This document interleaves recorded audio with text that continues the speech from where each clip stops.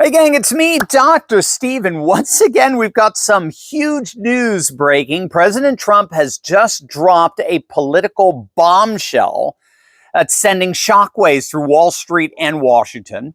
Trump has officially called for the immediate resignation of Federal Reserve Chair Jerome Powell, slamming him for doing a lousy job and keeping interest rates sky high while American families struggle. This was just announced minutes ago.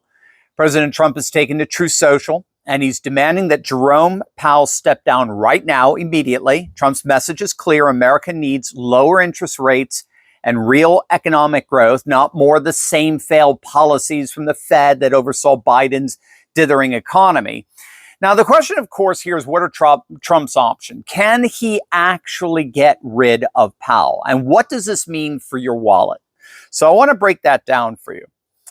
So bottom line, President Trump has had enough of the Federal Reserve dragging its feet with interest rates. He's blasted Jerome Powell for refusing to cut the interest rates. Basically, Powell is basically holding Trump's tariffs hostage. So in effect, Powell is saying, I'll drop the interest rates when you drop the tariffs. That's basically the cat and mouse game that's being played here. Powell hates tariffs, and obviously Trump isn't dropping them. So Trump's argument is that interest rates should be at around 1% to jumpstart the economy, not stuck in the 4% range where they've been for years now. That's a lag from Biden's awful economy. So Trump is saying, rightly, that Powell's refusal to cut rates is holding back American growth, hurting homeowners, small businesses, working families. Now, what's key here for Trump is that this isn't just about policy. It's about leadership. Trump wants someone at the Fed who's going to put America first and deliver the prosperity we deserve rather than just play politics with tariffs. So the big question here, of course, is can Trump fire Powell? As far as the law is concerned, the Federal Reserve is designed to be independent. So legally, the president can only remove the Fed chair for, quote, cause, meaning serious misconduct, not just policy disagreements.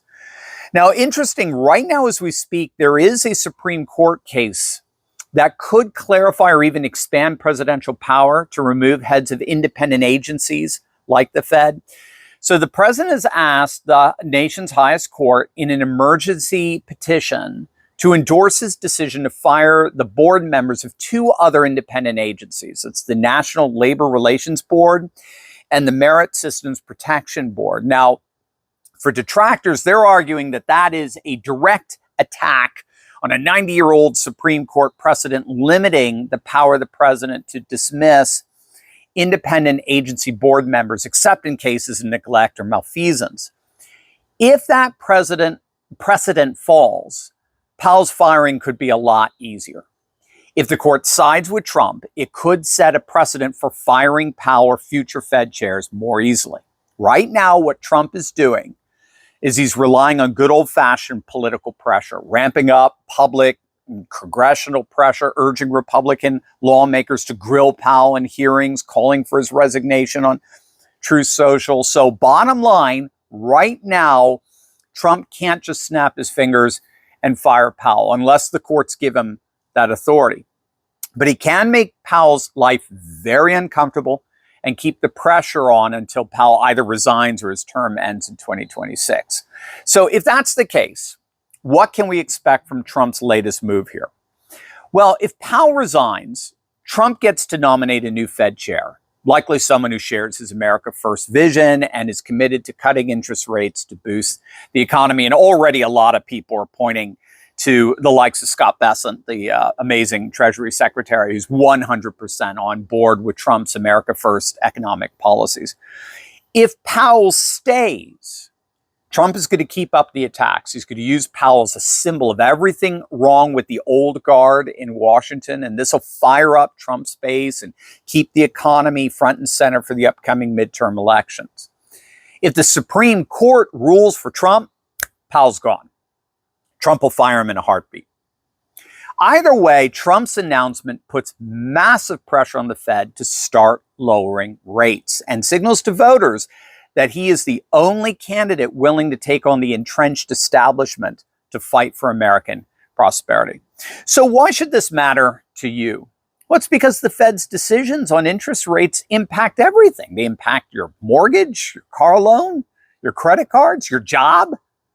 Lower interest rates means more money in your pocket and more opportunities for American families and businesses. So Trump's message is simple.